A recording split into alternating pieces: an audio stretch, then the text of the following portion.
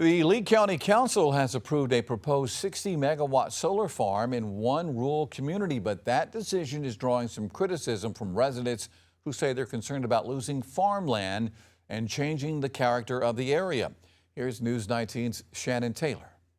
Lee County leaders are moving forward with a proposed 60-megawatt solar farm to be built on 600 acres of land here in the Cypress community in Lee County.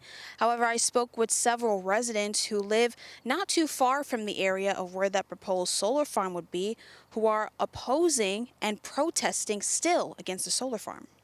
Lee County officials say the project was first approved back in 2018, but the larger portion of the development was never built before the original timeline expired. Coming from a farming background, the greatest loss is this 600 acres of farmland.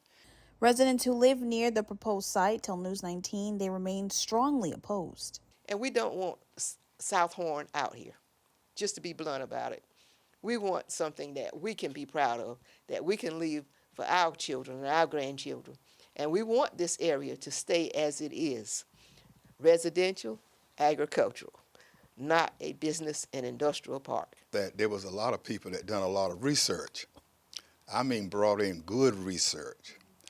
And the thing about it, how they turn it down and said they're looking at the income, what it's going to bring in.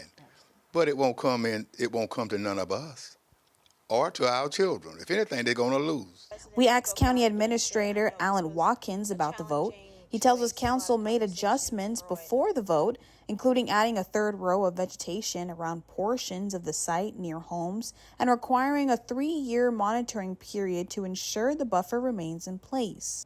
He adds, with rising costs and limited revenue growth, county leaders had to consider the long-term financial impact. It's a balancing act of, if we don't look for revenue enhancers and revenue to continue to grow our budget, the only alternative is then increasing taxes and fees on all the residents. And so all that has to be weighed.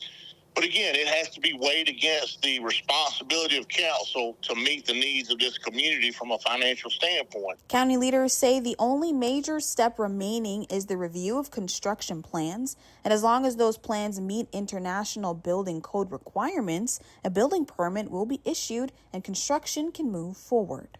Reporting in Lee County, Shannon Taylor with News 19, WLTX.